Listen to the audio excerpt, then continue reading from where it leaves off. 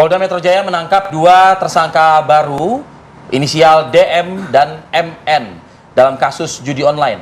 Tersangka berinisial DM merupakan pelaku judi online yang sudah masuk DPO. Tersangka berinisial DM ditangkap berdasarkan pengembangan tersangka berinisial MN.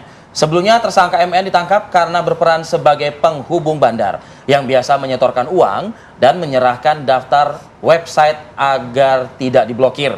Polisi menyita uang tunai sebesar 300 juta rupiah dan uang dalam rekening tabungan sebesar 2,8 miliar rupiah.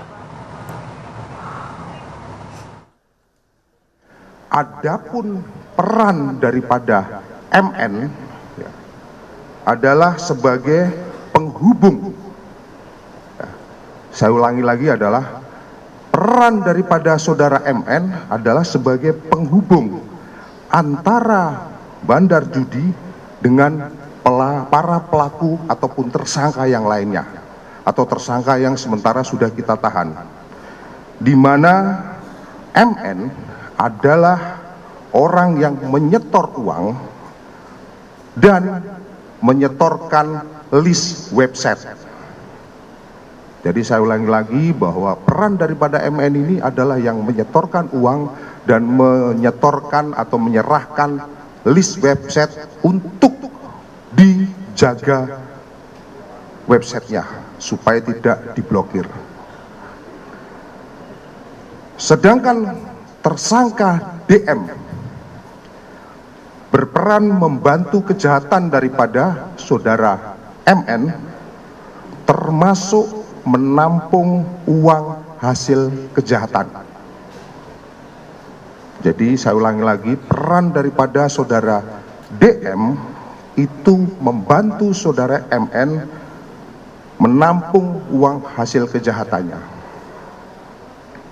Rekan-rekan sekalian, dari serangkaian tindakan penyelidikan dan upaya paksa dengan melakukan penangkapan terhadap kedua tersangka dengan inisial MN dan DM, tim penyidik berhasil mengamankan antara lain uang cash senilai 300 juta rupiah dan uang yang tersimpan di dalam rekening senilai 2,8 miliar. Ya, itu update mengenai penanganan kasus secara hukum oleh kepolisian terkait beberapa oknum karyawan Komdiji yang terjerat judi online ya. Kita akan pantau juga bagaimana kondisi di SMA 50 Jakarta dan bagaimana respon dari masyarakat sendiri terkait ternyata cukup banyak, angkanya sangat banyak begitu ya, fantastis. 197.000 anak di Indonesia terjerat judi online. Kita akan pantau bersama Syahda Yustiza. Selamat pagi Syahda, saat ini sudah berada di SMA 50 Jakarta. Baik, selamat pagi Arif Fadil, Kamarati dan juga pemirsa. Tentunya memang jerat judi online kini kian meluas dan juga melebar. Tidak hanya berdampak kepada kalangan dewasa, tetapi juga kalangan pelajar ini sudah mulai merebak mengenai judi online. Dan tentunya hal ini merupakan ancaman bagi generasi muda di Indonesia yang memerlukan upaya dan juga solusi yang mendasar. Nah, saat ini saya sedang berada di SMA Negeri 50 Jakarta dan kita akan langsung saja tanya kepada siswa-siswa di sini. Kira-kira mereka tahu nggak ya soal judi online? Nah, kebetulan ada yang lagi ngobrol nih di sini pemirsa. Halo, selamat pagi adik-adik. Halo, selamat pagi. Selamat pagi. Maaf aku ganggu waktunya ya. Nah, ini boleh tahu nggak namanya ini siapa? Aku Ali. Siapa dia? Aku Faris. Aku Fadel. Aku tanya satu-satu nggak apa-apa ya. Nah, Ali, ini kira-kira kamu tahu nggak tentang judi online? Kebetulan aku tahu sih kalau tentang judi online itu sendiri ya, Kak. Tahu dari mana deh? Karena teman-teman aku juga udah banyak nih di sekitar aku gitu kan, teman-teman remaja melakukan judi online tersebut gitu sih. Tanggapan kamu tentang judi online tuh gimana sih?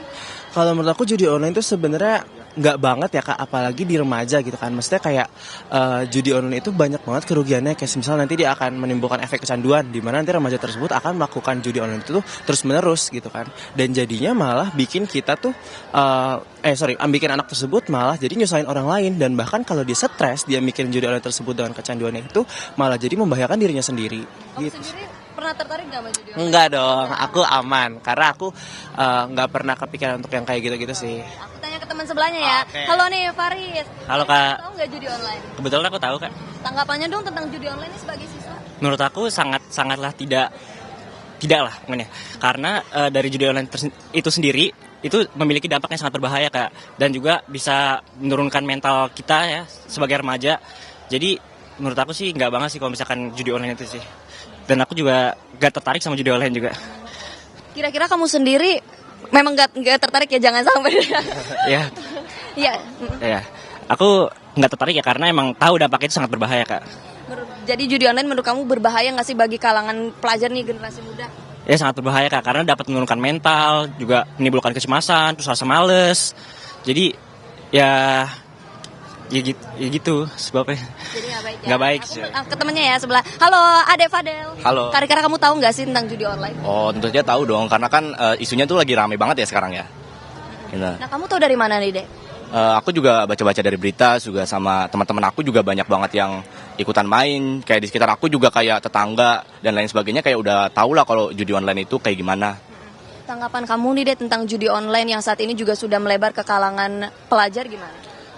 Menurut aku sih nggak banget ya, karena itu tuh bahaya banget buat mental kita dan ekonomi kita gitu.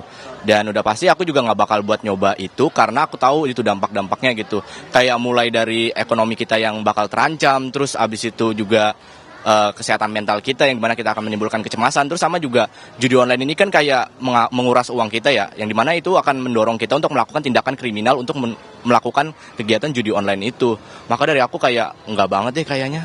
Tapi kamu sendiri pernah nggak sih tertarik untuk judi online? Jangan sampai sih. Enggak sih kalau itu sih, so far sih enggak sih. Tapi aku juga berharap buat enggak banget buat ikut judi online gitu. Harapannya dong deh buat generasi muda di Indonesia supaya nggak tercuci nih, agar nggak ngikut-ngikutin judi online. Stop main judi online ya, karena itu nggak baik untuk kesehatan kita. Bukan kita doang yang dirugikan, tapi juga orang lain di sekitar kita juga bakalan merasakan dampak dari apa yang kita lakukan. Oke, thank you. Makasih ya adik-adik atas tanggapannya. Ya itu dia tadi pemirsa, itu tanggapan dari siswa-siswa di SMA Negeri 50 mengenai judi online, dan tentunya mereka sendiri sudah menyadari betul bagaimana judi online ini bisa berdampak bukan hanya secara finansial tapi juga secara psikologis bagi generasi muda. Sementara demikian Kamarati. Baik, terima kasih Syahda Yustiza. Senang nih kalau ngelihat pelajar-pelajar yang sudah teredukasi, terliterasi. Syahda juga seneng ada di SMA, pengen sekolah lagi katanya. Pengen sekolah lagi, masih cocok lah ya.